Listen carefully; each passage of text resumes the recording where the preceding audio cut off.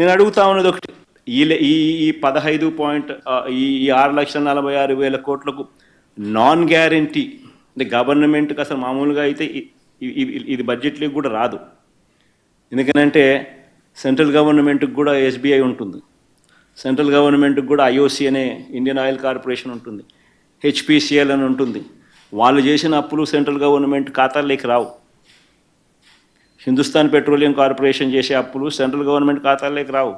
Indian oil corporation చేసే అప్పులు central government ఖాతాల్లోకి రావు. స్టేట్ బ్యాంక్ ఆఫ్ ఇండియా చేసే అప్పులు సెంట్రల్ గవర్నమెంట్ ఖాతాల్లోకి రావు. అవన్నీ పబ్లిక్ సెక్టర్ అండర్టేకింగ్స్, వాళ్ళ అప్పులు చేసేటివి. అవన్నీ నాన్ గ్యారంటీడ్ అప్పులు అంటారు. అంటే స్టేట్ గవర్నమెంట్కు సెంట్రల్ గవర్నమెంట్కు సంబంధం లేదు అప్పులు.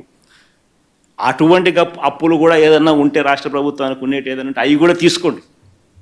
నేను అవి కూడా ఒక అడుగు ముందుకు మామూలుగా బడ్జెట్లోకి రావు. అయినా కానీ చంద్రబాబు నాయుడు సాటిస్ఫై చేసేదానికి అవి కూడా తీసుకోకపోండి అని చెప్తాను.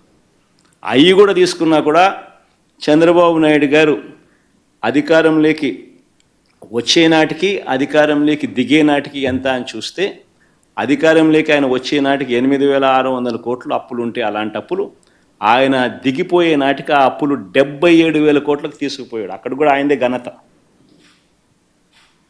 మా హయాంలో అటువంటి అప్పులు 77,000 కోట్ల నుంచి తగ్గించడం ఓ 2,000 కోట్లు, 75,000 కోట్లని అక్కడే ఉంది, ముగిసింది.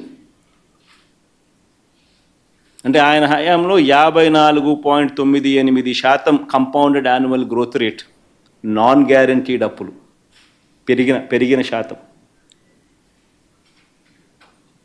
మా హయాంలో అది తగ్గింది, -0.48%, -0.48%.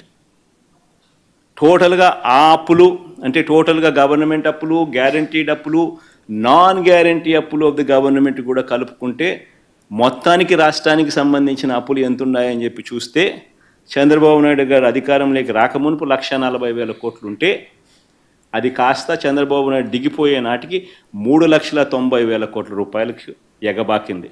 అంటే ఆయన హయాంలో వార్షిక అంటే కంపౌండెడ్ యాన్యువల్ గ్రోత్ రేటు, వార్షిక అప్పుల వృద్ధి రేటు 22.63%. అయితే మా హయాంలోకి వచ్చేసరికి 3,90,000, 7,21,000 ఎగబాకింది అని అంటే కంపౌండెడ్ యాన్యువల్ గ్రోత్ రేట్ కేవలం 13.57%.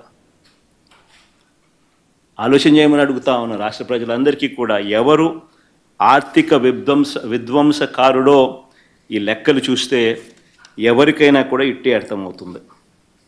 ఇక ఈ అప్పుల టాపిక్ నుంచి కాస్త ఒక అడుగు ముందుకు వేసి, చంద్రబాబు నాయుడు గారు అసెంబ్లీ సమావేశాల్లో ఆయన వివిధ అంశాల మీద ఆయన మాట్లాడుతూ రకరకాల అబద్ధాలను ముందుకు తీసుకెళ్తూ ప్రొపగేట్ చేస్తూ అడుగులు ముందుకు వేశాడు.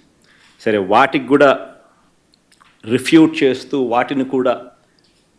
వాటికి కూడా సమాధానం చెప్తూ నేను ఇంకా పలు ప్రశ్నలకు సమాధానాలు చెప్తూ అడుగులు ముందుకు వేస్తా. ఇక బడ్జెట్ సమావేశాల్లో తాను మాట్లాడుతూ చంద్రబాబు నాయుడు గారు మాట్లాడుతూ 2019-2024 అంటే 2019 నుంచి 24 అంటే వైఎస్ఆర్సీపీ హయాంలో రాష్ట్ర వృద్ధి రేటు ఆయన హయాంలో 13.5%, ఆయన హయాంలో 13.5% రాష్ట్ర వృద్ధి రేటు ఉంటే వైఎస్ఆర్సీపీ హయాంలో అది 10.6% పడిపోయింది అని చెప్పుకొచ్చాడు. అయ్యా చంద్రబాబు, నీ హయాంలో కోవిడ్ లేడయ్యా, కోవిడ్ లేదు. వైఎస్ఆర్సీపీకి సంబంధించిన ఈ 5 సంవత్సరాల కాలంలో రాష్ట్రమే కాదయ్యా, దేశమే కాదయ్యా, ప్రపంచమే 2 సంవత్సరాలు కోవిడ్తో అతలాకుతలమైన పరిస్థితుల మధ్య ఆ 5 సంవత్సరాలు మా పరిపాలన సాగింది. ఒక్కసారి దేశం పరిస్థితి ఆ 5 సంవత్సరాలు ఎలా ఉందో కూడా ఒకసారి చూద్దాము. ఇక్కడ చూపిస్తా ఉన్నా.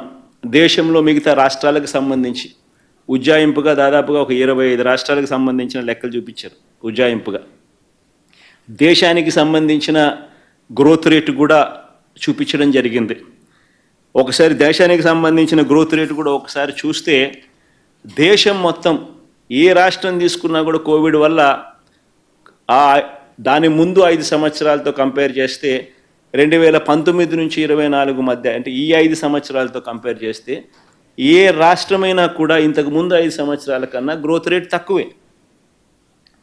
దేశం చూస్తే కూడా 2014 నుంచి 19 ఆ 5 సంవత్సరాలలో దేశంలో కూడా చూస్తే ఎంత అని చెప్పి చూస్తే దేశంలో కూడా 10.97 అంటే దాదాపు 11% దేశంలో కూడా అభివృద్ధి రేటు, దేశంలో కూడా జీడిపి గ్రోత్ రేట్ ఉంటే 2019 నుంచి 23 అంటే ఈ 5 సంవత్సరాలకు సంబంధించి దేశంలో కూడా 9.28% తగ్గిపోయిన పరిస్థితులే కనిపిస్తాయి.